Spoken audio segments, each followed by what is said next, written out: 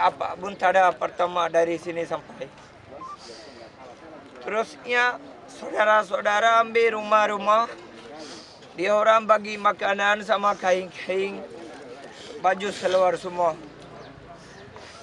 Terus sampai sini kita hari ini 22 hari.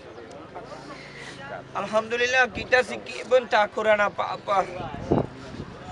Saudaranya banyak ada bantu sekali kita ikut. Ada ya polisi, army, imigrasi semua. Macam saya kita sendiri mak bapa macam itu. Tapi kita memang mak bapa pun tak sayang macam ini.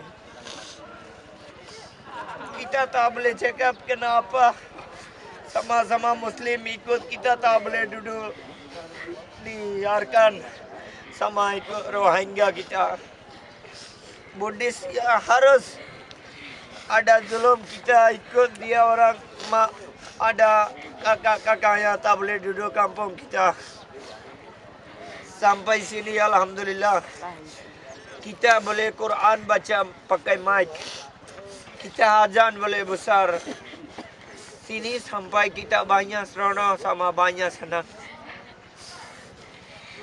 Kita tak boleh cakap kena sama-sama Muslim. Tak boleh duduk dari. Minta kita sampai mati akhir kita mau duduk sama-sama Muslim. Dunia dalam ada Muslim, semua bagi tahu saya. Minta doa sikit kita Muslim, Rohingya mau duduk sama-sama Muslim. Lihat cerita adanya saudara ada mati depan-depan dia orang. Potong-potong leher, hidup-hidup ada ustaz-ustaz dia orang bagi bakar.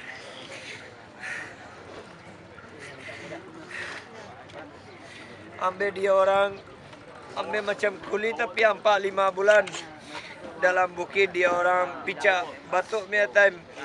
Kalau yang ada sakit dia orang tak pulang balik rumah. Dia orang pukul kalau mati buang. Itu memang saya kita dunia dalam ada Muslim semua bagi tahu. Ada dunia dalam Muslim banyak. Kita tak boleh pergi mana-mana. Kita tak boleh keluar. Kalau keluar curi tak boleh masuk. Kita pun ada dalam hati mau ikut seronok-seronok mak bapa, adik-beradik, anak, bini. Tapi kita tak boleh. Kita nasib tak ada macam itu. Alhamdulillah kita sampai sini. Banyak sayang sini Indonesia. Orangnya Muslim semua. Orang Indonesia Aceh. Terima kasih banyak-banyak. Terima kasih.